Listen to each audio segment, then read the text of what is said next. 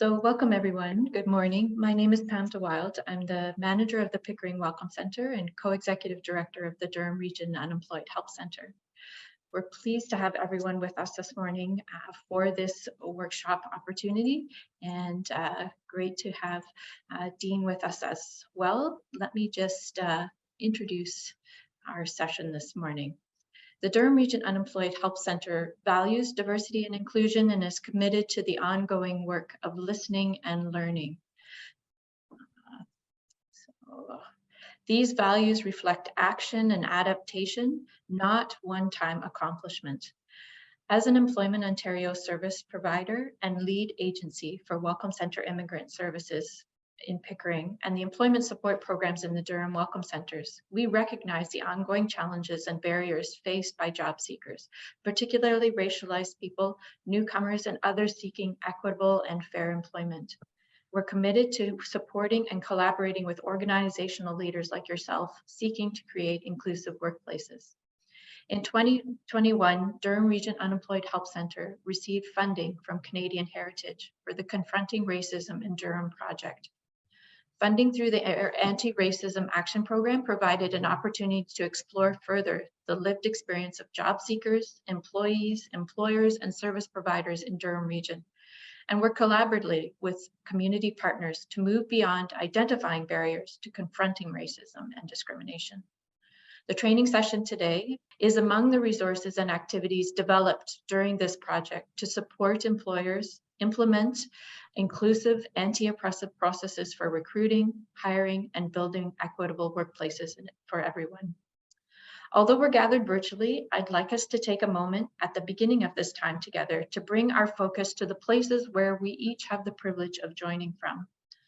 Let us acknowledge the traditional territory of the Indigenous people who have called the land where we are each joining from home long before the arrival of settlers. Where I'm joining from in Oshawa has long served as a site of meeting and exchange among the Mississauga peoples and is the traditional and treaty territory of the Mississaugas of Scugog Island First Nation. Together today, we honor, recognize, and respect this nation and Indigenous peoples as the traditional stewards of the lands and waters on where we are meeting today. Dean, let me turn the session over to you. We're grateful for your leadership and skill in teaching, engaging us in this essential work of creating inclusive workplaces and addressing the question of implicit bias. Thank you. Really excited to be a part of today's session, and thank you so much for having me, and for all of you, sincerely, just taking the time out of your schedules just to be a part of this session. It truly means a lot, and so I'm so appreciative for that. Just to get some any technical difficulties out of the way, let me just launch my slide deck, and then I'll share a little bit more. Well, again, I want to extend my thanks. One of the things that coming into this session, people may not understand or even realize is that we've been working together with the Durham Region Unemployed Help Center for over the last several months, working on, analyzing data, understanding, the thoughts and sentiments of what individuals feel in the workplace, and then creating a fantastic handbook that hopefully all of you will be able to receive at some point if you have not received it yet. And the main purpose is really to create what we call an inclusive workplace, and that's the main goal. And so I just want to first of all extend my gratitude again to the Durham Region Unemployed Help Center, to Pam, also to TT, who's no longer here but played an instrumental role in making sure we got to this place. For those who are unaware of who I am, my name is Dean Del Peach. I am a diversity and inclusion consultant with an organization that is called Stracity, which stands for Strategic Diversity. And I'm also a lecturer and a program lead at George Brown College in the Diversity, Inclusion, and Equity program there, as well as I'm currently working on my PhD in Human Resource Management, looking at inclusive leadership as my point of research. And so today we're going to be talking about some of the content that's in the handbook. My goal today is really more so to whet your appetite so that you can explore further in terms of the details that we've included in the handbook that hopefully at some point you'll receive if you have not received yet. So thanks for allowing me to share. I'm going to start this discussion off by using a poll. And so Pam is going to help me with this. And the first poll asks, when you think about the state of inclusion in your organization, I would rate it as. And so Pam, whenever you're ready, you can feel free to launch that first poll for us. And would love for all of you to participate. Just want to get a little bit of insight into your thoughts on that. Anyone want to maybe explore that thought of what you're thinking in terms of your organization? Anybody comfortable to do that? I would put us at a 2. So you would say, okay, I think people feel pretty good, but I question if our efforts are effective. Yes. All right. Great, David. And any reason why you are thinking that way? First off, I'm very reluctant to give anybody a great mark anyway. Personally, I was in a conversation with two coworkers, both of whom were people of color, and they were noticing how often they got each other's phone calls. So obviously, there's work to be done. Yeah, David, thanks for being so bold. Really, really appreciate that. Anyone else like to share their thoughts around this conversation?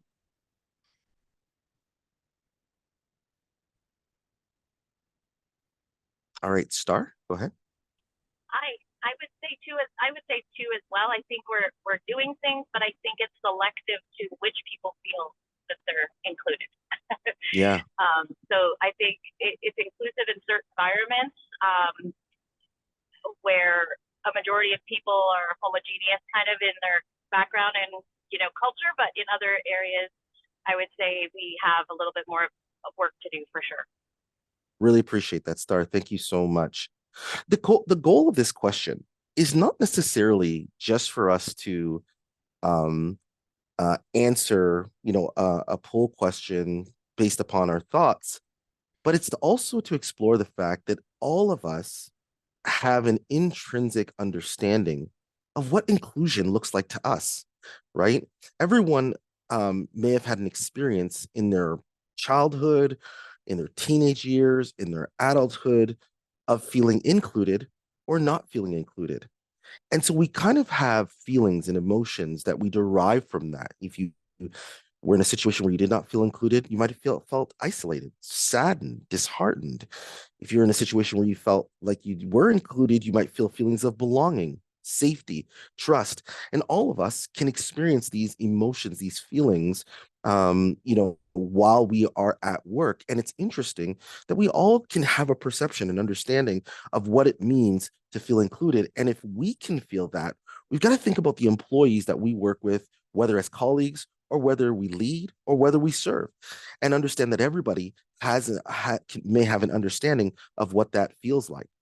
And so I want to kind of delve into the conversation by first just, talking about the current climate. If we think about it logically, we as a society, I'm talking about this generation, has experienced things like never before in history. I mean, first, a global pandemic that's over the last few years has, rocked our whole entire globe. And whether you've been affected by COVID-19 directly, someone who's been affected, or whether you unfortunately even know of people who have passed away from the COVID-19 virus, it's affected all of us. And then when you even think about just the conversation around the rise of social justice that's happened over the last few years, starting primarily, I would say, from the US, with the deaths of people like Ahmaud Arbery, Breonna Taylor. The name George Floyd probably rings a bell, not just in the US, but globally. But we understand that, these conversations around the rise of social justice, is not isolated to one location, nor is it isolated to one group of people. Think about, for example, over the last few years, the reckoning that we as Canadians have had to face when we think about the discovery of the 215 unmarked graves near the residential school in Kamloops, and subsequent to that, the many more discoveries of unmarked graves that we've seen And if you talk to anyone who's Indigenous, you know, and I really appreciate even Pam, you know, starting this conversation with a land acknowledgement. If you talk to anyone who's Indigenous, you know, they will tell you that they knew that this was present.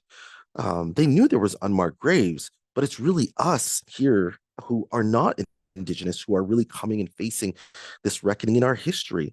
And it's not just towards, you know, those who identify as Black, those who identify as Indigenous, but there's so many other communities and demographics that are facing situations of racism, discrimination, and hate.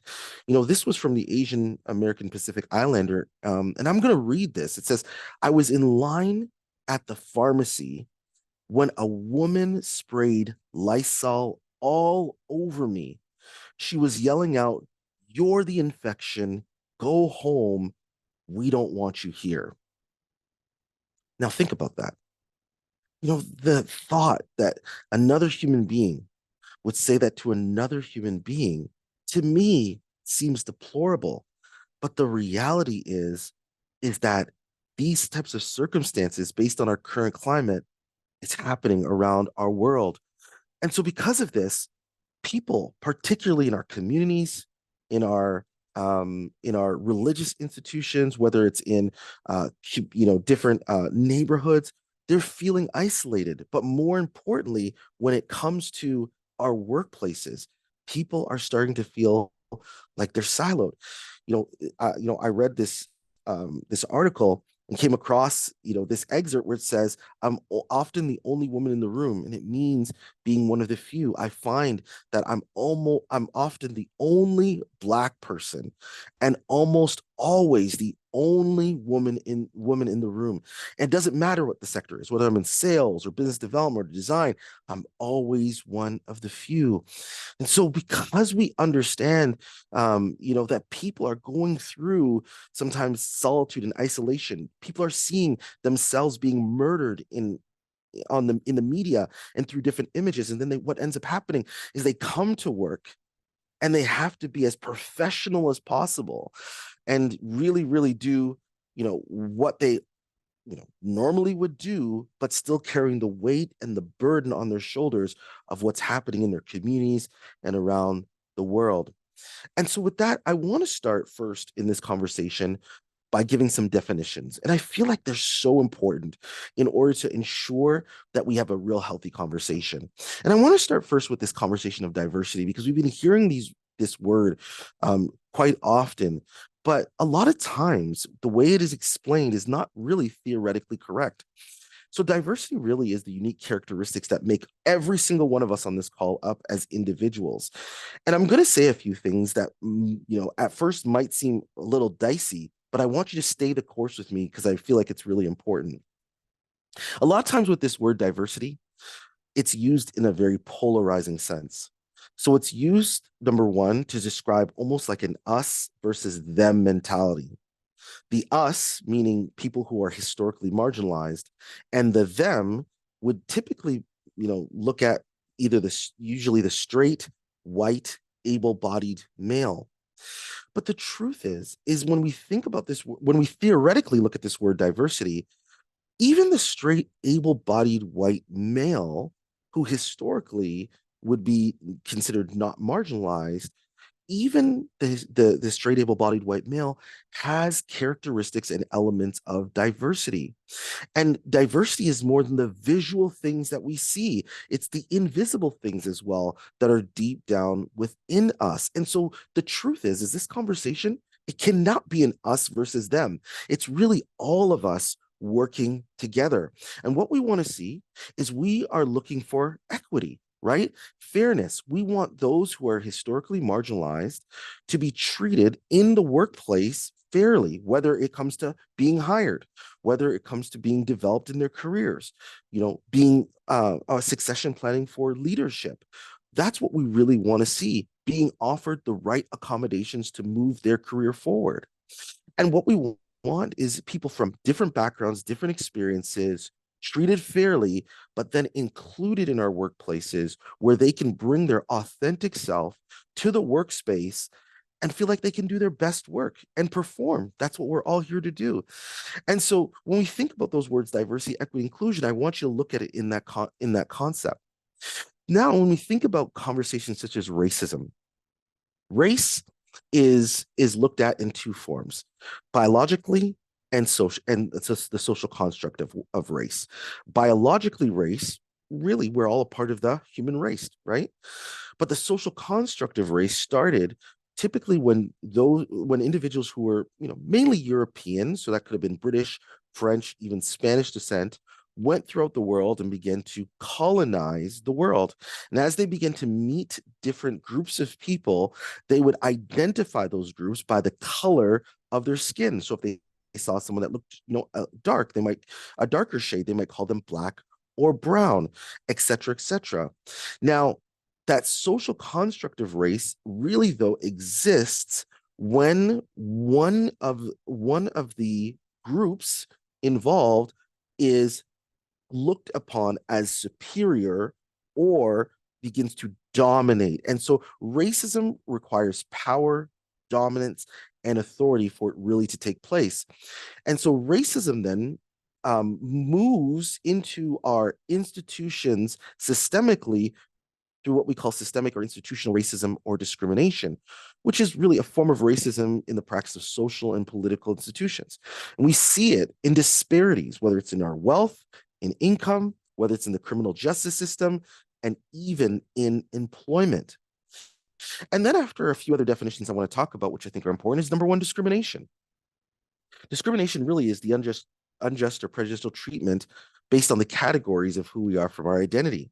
So the reality is everyone can be discriminated against, irrespective of race or age or sex. And then this last one, which is what I call dominant superiority. And I'm not talking about about supremacist groups, such as groups like in Western society, like the KKK, but I'm really talking more about the overwhelming dominance that certain groups in society have when they control power and material resources, etc. And so these are the terms that I want you to become familiar with in general, just so you can understand theoretically what some of these things really mean. Then let's talk about anti-racism, because the project that's been done with the Durham region really has focused on dismantling racism and really becoming anti-racist, which is really the dismantling of prejudice and attitudes and beliefs. It's the dismantling of different stereotypes that are directed towards racialized people. But in this definition, I want to point out, particularly in Canada, there is a even greater form of racism that's directed towards those who are of African descent and those who are Indigenous. And so I really want to make sure that is pointed out, because it's unique to the history of Canada and the history of slavery throughout North America as well. And I think that's very, very important. So the goal of those who are anti-racist is to really dismantle those systems, those beliefs, and those attitudes that really cause those who are racialized to not have equity or fairness or be treated in the appropriate way. So I thought I would talk about intersectionalities to really kind of break this down in a little bit further of a discussion, so that we all can really kind of get this conversation around diversity, so we really understand.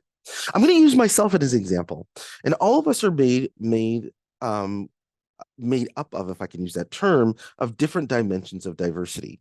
So for myself, from a sex perspective, I am considered biologically a male. From a gender perspective, I would consider myself a straight man. From a religious perspective, I consider myself a person of faith. From an age perspective, I'm middle-aged now, maybe, and age can become almost like a bias if you think about it, right? Because so many people who are, as we grow more mature, we're trying to get as youthful as possible, right? From a disability perspective, I actually have a medical condition that is an actual physical medical condition that you might not be able to see on the screen, but I know that I actually have it. But here's where I personally get a little bit interesting. It's when we talk about ethnicity, because I was born and raised in Canada. My mother is of Jamaican descent. My father is actually from an island called St. Vincent in the Caribbean. but his family's heritage is actually Portuguese. And so my last name, Del Peach, it's really actually Del Pesh, which probably meant like the Fishers or something like that. But when he moved to the UK government wanted him to change it to an English sounding name.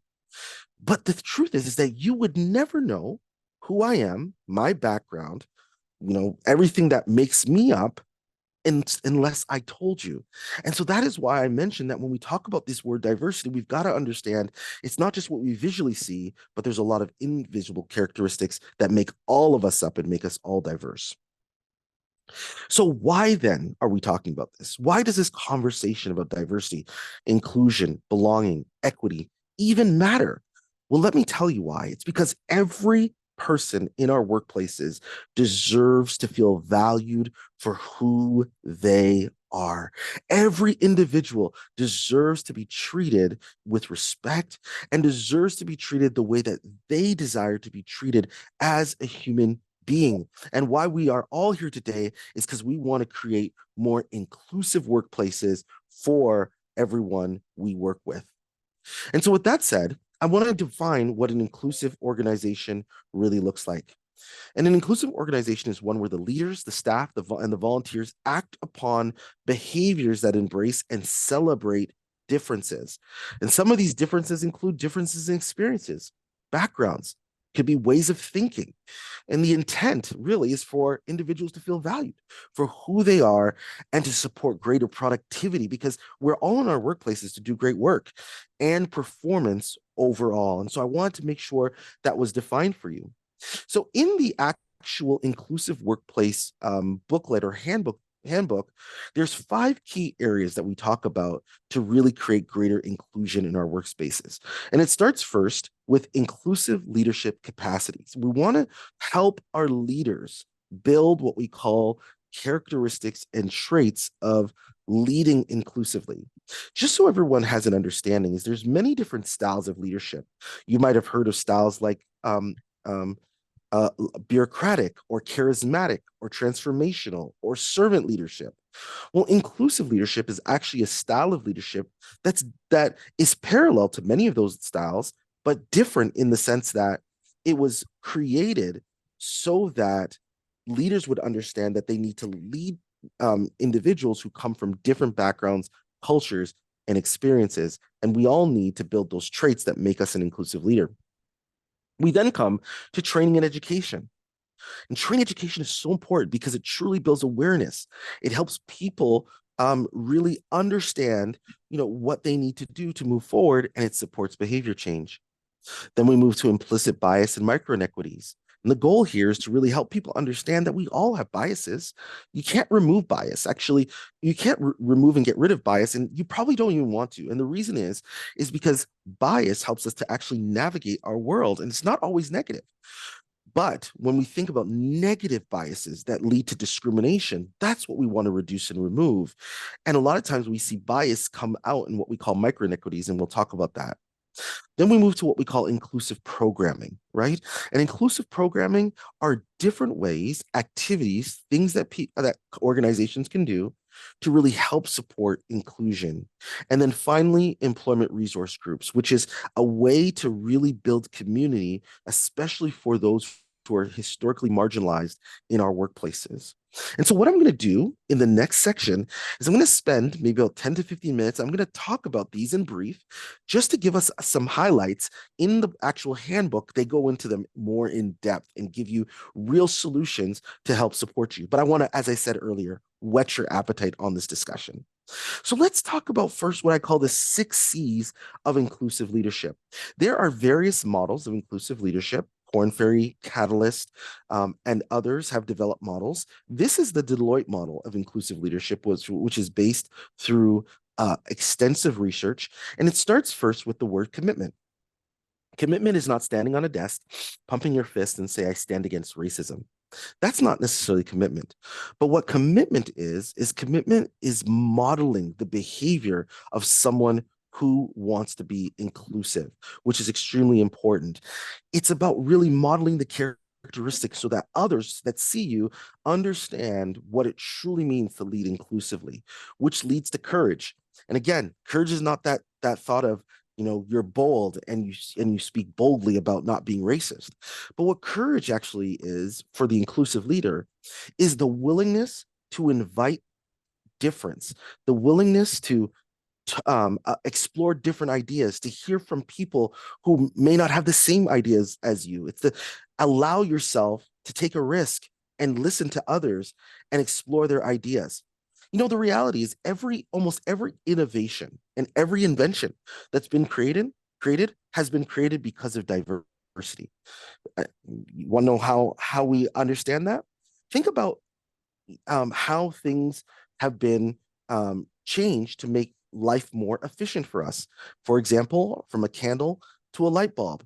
It happened because someone said in a room, how can we do something different in order to create greater efficiency so that we can have light? And that is what we call diversity. It's thinking differently in order for us to become more efficient. And that leads to what we call cognizance. And cognizance is dealing with cognizance of bias. If you're going to be an inclusive leader, you've got to recognize what your biases are, what even your stereotypes are, how you view other groups.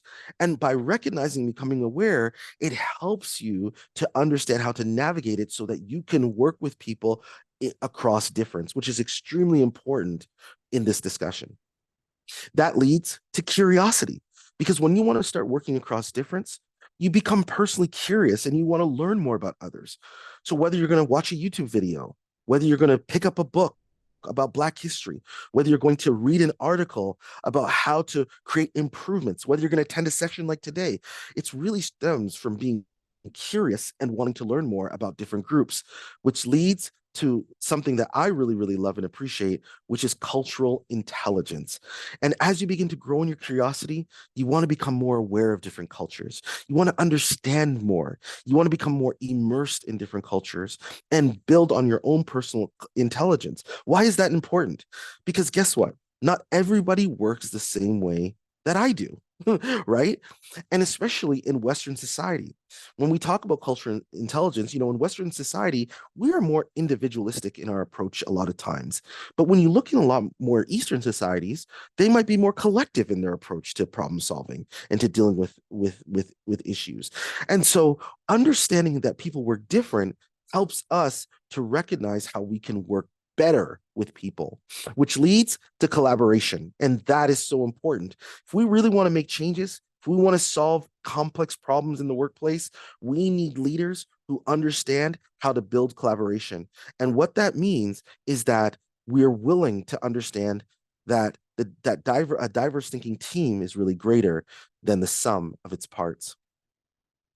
So what does this look like in practice? And I think this is really, really important. When you're committed, you're going to hold yourself and others accountable for being inclusive, and you're going to interrupt biased or exclusionary behavior. Think about maybe some actions that commitment really holds, like really modeling this behavior or being intentional about really making sure that you're including underrepresented team members in discussions. It's really, really important that we all understand that we have to model that behavior. And then when we lead to courage, what we're doing is we're modeling humility. We're owning even our own missteps. It takes time and some of that includes spending time listening to what other people have to say, or really seeking feedback from others that are different from you, or even being forthcoming about your own vulnerabilities, being real, being transparent, saying, I don't have all the answers, but I really need us to work together, which, as I mentioned, it leads to being cognizant of your biases. And when we think about being cognizant of our biases, it's really about slowing down, right? And just taking the time to be a little bit more vulnerable and really, really understand, hey, you know what? I might look at situations not like everyone else, and understand that you have to become more aware of who you are, your own biases, your stereotypes, checking your assumptions. We all need to step back and do that from time to time, which leads to curiosity. And curiosity is really about, demonstrating curiosity by proactively seeking to understand different points of view. How about engaging in new dialogue with people that are different from you? Understanding more about how, people who are from different countries, origins, ethnicities, think about solving problems, right? Seeking opinions that are different from you. Those things are really, really important. Exploring and wanting to learn more about other cultures, which leads into cultural intelligence. And this is where we can really be supportive allies, right? As we begin to bridge that gap across difference and really becoming more culturally aware. This is where we recognize and celebrate differences. A lot of times what we want to do is celebrate similarities, but there's nothing wrong with celebrating difference. Difference is good in our world, and it helps us, right, to understand that people are more unique than we think. And so difference is a fantastic thing, which, as I mentioned, it leads to collaboration, really working as a team to solve problems and make decisions. Then we talk about education and training, and thinking about what education really means, really thinking about, sitting, listening, hearing, understanding, comprehending, or engaging, participating in different sessions. It's a really, really important skill to be able to do some of these things. And here's what education really does. It starts with awareness. In this call, maybe there's terms, things I've said that some of you know, but some of you may not know. And what's happening is it's bringing awareness to your mind. It's helping you to understand a different point of view, which leads to what I call experiential learning, right? And experiential learning is supposed to be learning where you actually start to act upon the behaviors or the information that you're beginning to learn about, putting it actually into practice, whether in your workplace, in your community, or in your life, which leads to what we call behavior change. When you start to approach circumstances in a different way, you begin to think, how do I change how I think to ensure that I'm doing things in an appropriate manner? And then what you really want is continuous learning and support. Hey, we always need to be continuous learners. It's very, very interesting. After so many years of going to school, I remember doing my bachelor's degree saying, I'll never, ever, ever go back to school. And now I'm doing my PhD. But continuous learning is just so important to sharpen our minds. Let's talk about bias a little bit, because a part of the handbook really talks about how bias plays out in our lives. And bias, really, it's right, prejudice in favor of or against one thing, right? And what ends up happening with bias is we usually compare different groups against each other, and we can hold biases towards individuals or groups or institutions. And bias plays out typically in two ways. And the way I'm going to look at bias today is more from a negative perspective. It plays out from a conscious perspective, so just being conscious or explicit, which means it's overt, right? The action that comes out based on your bias is more overt.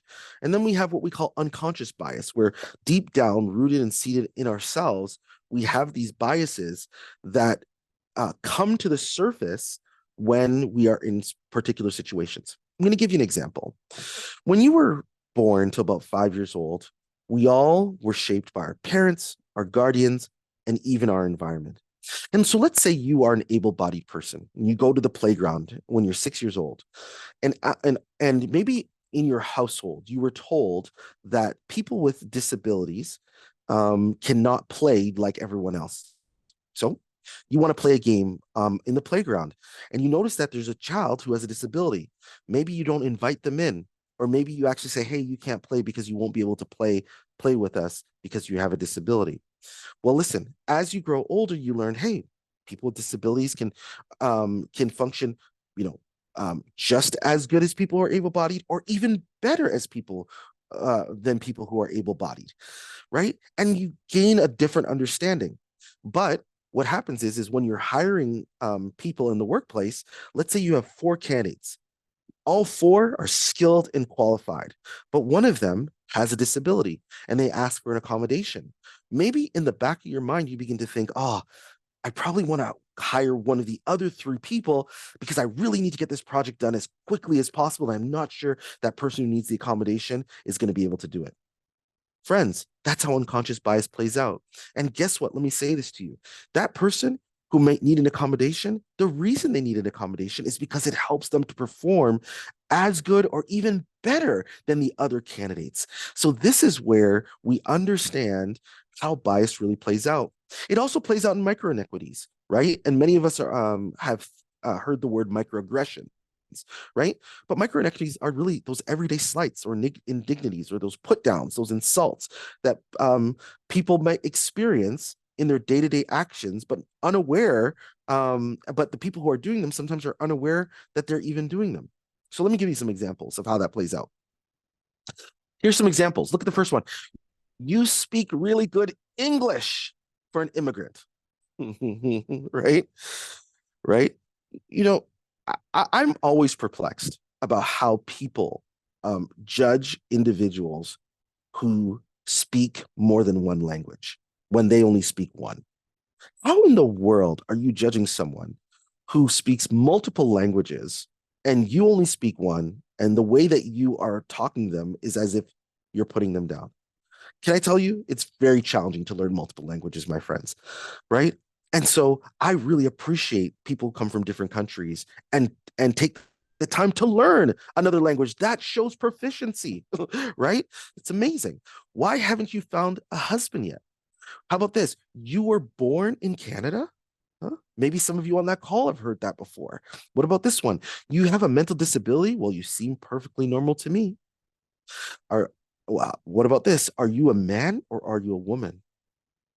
You natives don't have to work. Doesn't the government give you everything for free? You would be surprised how many indigenous people I interact with who have who truly understand that sentiment. What about this? You're going to stay home with the baby? Are you really going to let your wife wear the pants in the relationship? And how about this last one? You are so articulate. How many times have I spoken to a racialized person who has given me an example of a microaggression, and that is the example that they've given me? And so these are examples.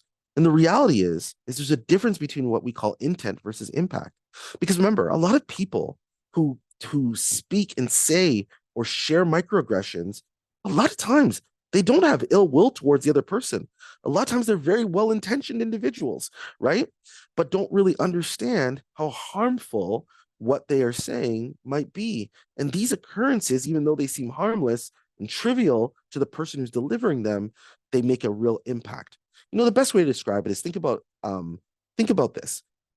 If someone steps on your toe and breaks your toe by accident, right? They can be sorry. They didn't intend to do it in an evil way. But the reality is your toe's still broken. It still hurts. And so that's really what the difference is when we're talking about intent and impact. Let's go on. Thinking about inclusive programming, right? And when we think about inclusive programming, thinking about creating spaces where people can get together from different groups and have conversations around these discussions like stereotyping or privilege or racism, creating spaces, celebrating different appropriate times of the year that are celebrated nationally, like Black History Month, Pride. We talk about that, right? Even having times where you can get together and share different food from different cultures. There's so many different activities that people can do. And then finally, I want to talk to you about employment resource groups, okay? And Pam, what I want you to do, if it's possible, is just get ready. I want to put everybody into, I want to do an activity after this. And so as we talked before, if we can put people into appropriate breakout rooms, that would be great. But employment resource groups. Two groups? 2 groups would be fantastic, actually. Okay, perfect. Sorry to interrupt. Thank you. No, that's fine. So employment resource groups as the final one. And employment resource groups are really groups that of employees that are really drawn together by characteristics and hold different characteristics in common. The purpose of an employment resource group is really to support company values and behaviors, right? And organizations that have a real business strategy and a strategy around diversity inclusion, they want to make sure your employment resource groups are really aligned with your goals and really support, right, the need of their membership. And then finally, with employment resource groups, when you have them, it helps employees to be more engaged in the organization, to feel that they can share, they can bring themselves, they have a community group that they can be a part of. And I think it's really, really, really important to think about how you can create and support groups like this. What are some of the benefits for people managers or benefits for your team? Well, number one, employment resource groups equip talent with skills to perform better in their role. When they're aligned with your business strategy, they really help people to realize, hey, I can do my best work here because I found a community that I could be a part of. How about development, right? If you have employees who want to lead employment resource groups, you're giving them leadership opportunities. You're helping them to develop in terms of their leadership skills and helping them to eventually advance in their career. And then finally, retention, increasing a sense of belonging for people. When people feel like, hey, I belong here. This is my organization, and I'm a part of this. People will want to stay, and what we'll see is less turnover. They really are a retention and development tool. And one thing I wanted to make note of is when you have an employment resource group and you've got like an executive leadership that's a part of that employment resource group, it's really that stretch assignment that you're giving to your talent to be able to grow within your organization. There are so many benefits. And because we only have an hour, I can't talk about everything, but Pam put a link to the workbook, and in the workbook, it really shares how you can get all of these 5 areas started. So what I want to do for the next 7 minutes is I want you all to reflect. And in your groups, reflecting on the 5 key areas, I want you to think about maybe 2 or 3 ideas, maybe things I might not have shared, but 2 or 3 ideas or strategies or programs that you think, could be created to really implement to support an inclusive workplace. Right? And out of the 2 groups, select a leader. And I want you, when we come back in 7 minutes, to share with the group. All right? Great. So Pam, if you could put us into those groups, that'd be greatly appreciated. Hey, everyone. Welcome back. Thank you so much for participating. We really appreciate it. And again, just to remind you that it is being recorded. So if you do prefer to be off camera, feel free to be off camera. Okay, everyone? All right. So group number 1. Who's in group number 1? Is it Elsie, Erica, Felicia, Star, Yin? Whoever's going to represent, just give us two thoughts that you had. Okay, I wrote down some notes because we had quite a few good ideas in our group. We talked about, and it's hard to come up with just 2, but one organization kind of offered and is now incorporating some prayer and meditation and quiet space as part of their layout and opportunity. Others are, ERGs, which you had already mentioned, talking about gender neutral options and pronouns on name tags. So we were kind of using the ERG's input, and the big one that we kind of talked about as well is storytelling, and how using cultural days of significance to maybe do a lunch and learn, or to elevate personal stories of what that culture means to a particular group and have those people share their stories has been really impactful in some of our organizations as well. Star, what's funny? That storytelling one is big. It's huge. It's huge. I think that's something that we don't talk about a lot when we talk about inclusive workplaces, but literally just sitting and listening to the stories of others makes such an impact. Yes. And so I'm so glad you all brought that up along with the other ideas. Thanks so much, group number 1. We really appreciate it. The representative from group number 2. Hi.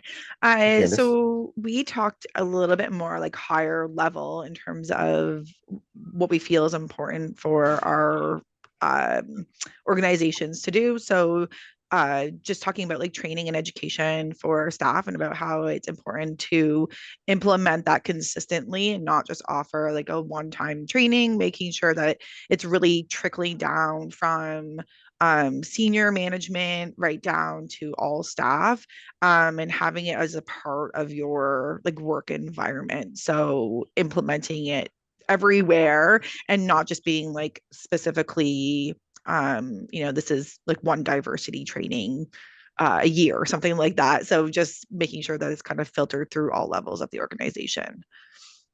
Yeah, love that. It's really interesting because the negative view of training really is around the fact that a lot of times people just do it once and that's it, and they don't ever do it again.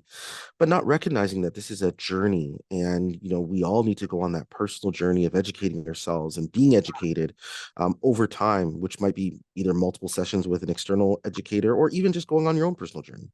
you know um Believe it or not, for myself, when I wanted to learn about, I'll just give you a quick story, and then after I'm going to kind of go to a little bit of a wrap up. But I remember a couple of years ago during the month of June, which is Pride Month, I remember I was really interested in just learning more about the plight of people who are trans in the workplace, to really understand more of what they went through. So what I did is I started on my own, right? I started to read. I started to actually watch some YouTube videos. I started to actually read some articles to really, really start to understand. And then I met an individual who was from the community and began to really, and that person allowed me to ask them questions, and they began to actually share what they deal with and go through, which really was an eye-opening experience, and all for me to really be supportive. And just recently I was on a call where someone was I was invited into a call where someone was transitioning, and really was there to be supportive and to listen. And so it's we all can go on different journeys and learn so much about different groups, cultures, and things of that nature. So Candace, really love that you brought up that point. I'm going to wrap this session up by just reminding you that we're all here because we really want to create more inclusive workplaces. And the handbook really deals with 5 key areas: inclusive leadership capacities, education and training, implicit bias and microaggressions, inclusive programming, and finally, employment resource groups. And there's so many other things, but that's in what me and Pam call booklet 2.0. So with that said, I would like to ask you one final question. We're going to launch one more poll, and you can launch it now. And this question really is more of your own personal takeaway from today's session. So I want to encourage all of you to please participate and give us your thoughts on what is one area of focus that you would like to start working on. And I want to say thank you so much, everybody, for taking the time to be a part of today's session. Really, really, really appreciate it. Awesome. Awesome. Does Thank that you. work, David, to launch it? Does it go? Yeah, and you can launch it for everybody to see. I think I launched it. People are logging on. Oh, perfect. Okay. Okay. Yeah. I can't seem to do the poll myself. I can't seem to. Yeah, we can't do the polls, me and you, David, and I think Pam can't do the poll. No, I But can't. if everyone can see the responses about which is awesome. The majority want to do a lot of the main work on inclusive programming, and then move into making sure that their leaders are inclusive, which I think is absolutely fantastic. And then education, training, reducing and managing implicit bias. And employment resource groups seems lonely, but I think it's lonely only because many of you might be doing it already. So so that's awesome. And I honestly think if we had a answer that said all of the above, probably most of us would want to do that. So I want to say thank you so much. I'm going to hand it over to Pam just to close this off. Great. Thank you so much, Dean. Thank you so much for everyone participating. I'm glad there was an opportunity for the breakout. Thank you for making that space to be able to, bring our own experiences and our own questions. This is the beginning of a conversation. It's actually part of a conversation that's been going on for quite a while. And like you, I'm grateful to Titi for how she started us off at the beginning of this project. And there are so many aspects of her work and her expertise in what we've been able to do to get to this point today. We have people on the call who've been, Erica, part of the working group from the beginning. So I'm just really grateful for all the participation and thought that went into this conversation today.